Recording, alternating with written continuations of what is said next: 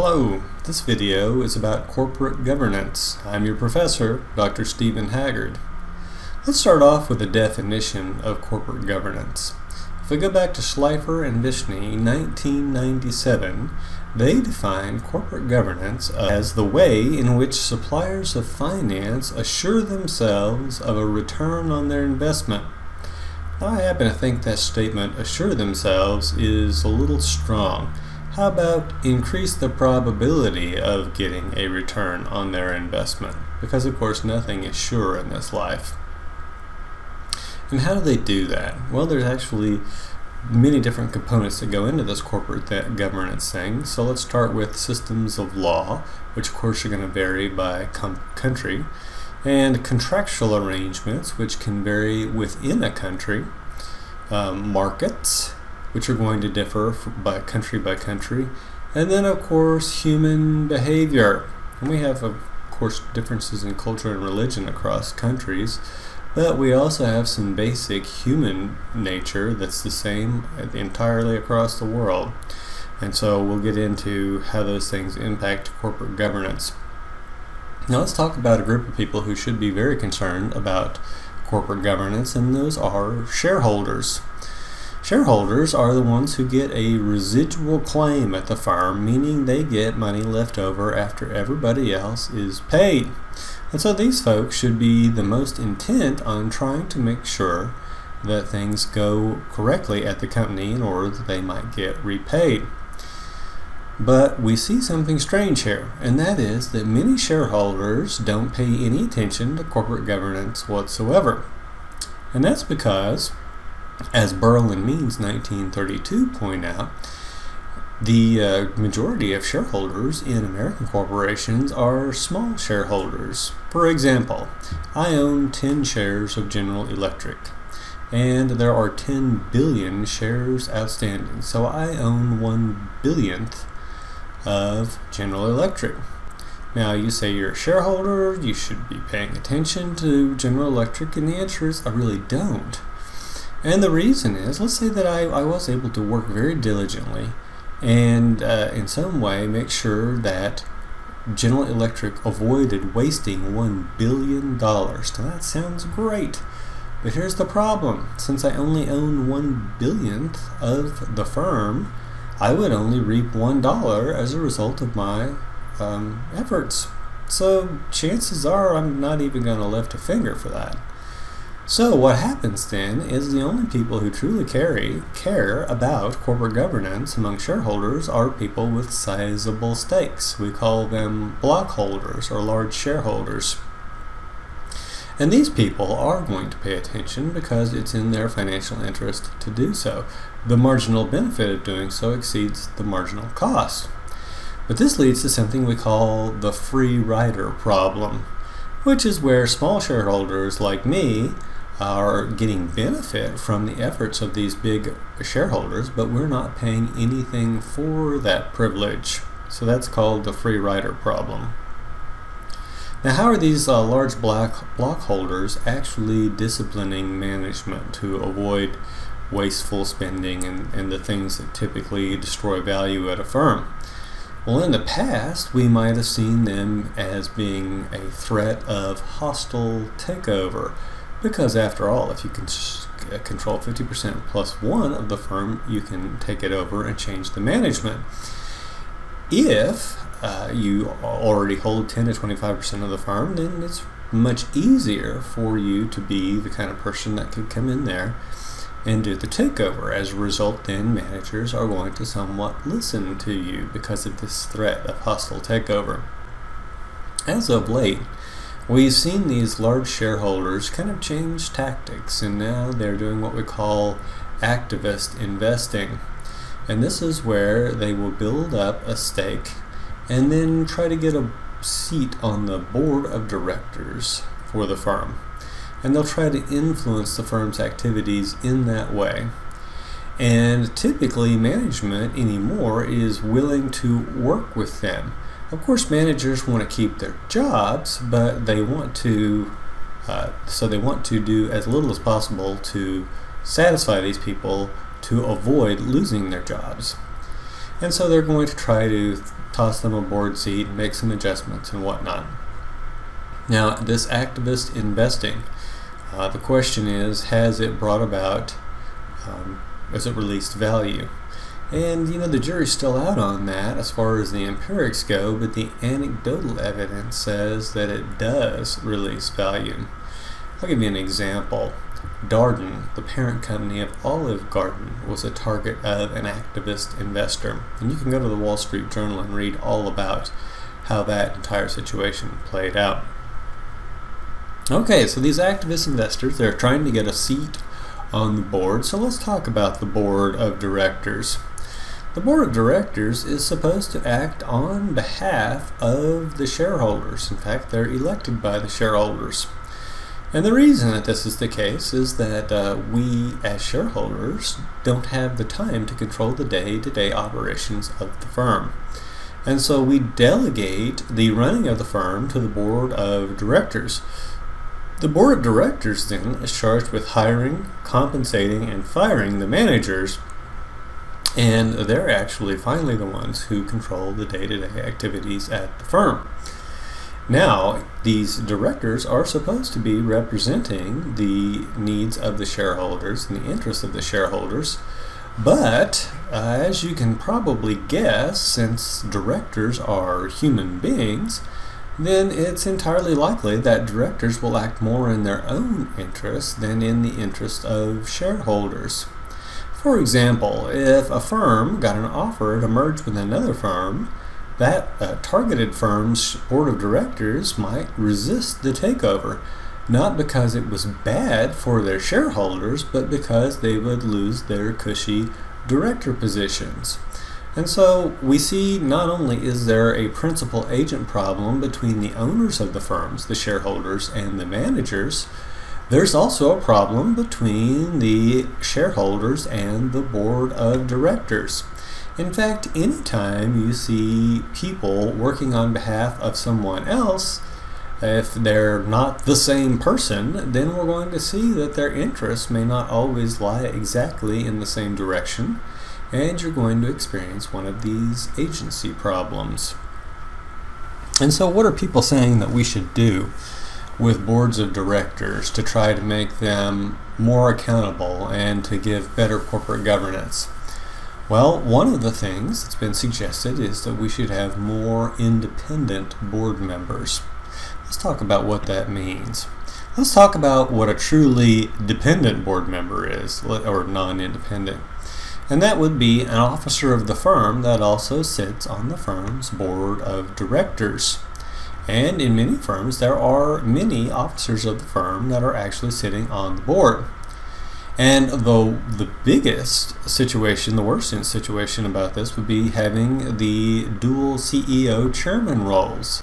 And that's where the CEO is acting as the chairman of the board. Let me explain to you why that's such a terrible idea.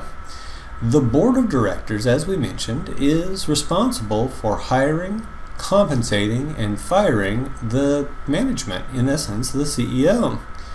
And so if the CEO is in charge of the board of directors, it's going to be less likely to discipline that CEO and more likely to give extravagant, generous compensation packages to that CEO. And so in general, we say that this dual CEO board member, so CEO chairman of the board role, is a bad idea. We want to separate those roles. Now let's talk about what an independent director is. They're someone from outside the firm who does not have otherwise contacts at the firm. And so we see retired Army generals, retired Navy admirals, the head of the American Red Cross, and there's always a lawyer on the board. And so there are all these different kind of folks that would be independent directors. And then there's a middle ground, what we call a gray director. A gray director would be someone who was previously an officer of the firm, but is no longer. So this is like a retired chief financial officer, might be a board member, but they're no longer actually working at the firm, so we would consider them to be gray. Are they truly independent? No, they're probably still tied in with the current regime, And if nothing else, they're going to be sympathetic to management because they were a member of management. And so we have to be careful about these gray directors. Executive compensation is another way that we try to control problems at the firm. It's part of our corporate governance. And what we're actually trying to do with compensation is make sure that the managers only get wealthy when the shareholders do. Because after all, the goal of financial management is to maximize shareholder wealth. And so if our shareholders aren't getting wealthy, then the managers should not be getting wealthy either. And the typical ways that we do this are either through stock grants, where we just outright give stock to the managers, or through stock options. And of course you can Google around to learn more about these topics. Let's talk about the concept of controlling shareholders. We talked earlier about block holders, and we talked about the benefits that they bring to all shareholders and the free rider problem.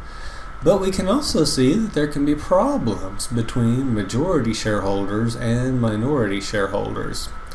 For example, if a person owns 50% plus one of a firm, one share, they can basically run the firm for their own benefit.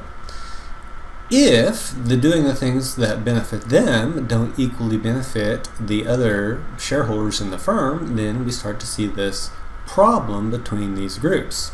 And so we've identified yet another agency problem area, and that is that between big shareholders and small shareholders. And it's made even worse when in the situation where voting rights outstrip cash flow rights.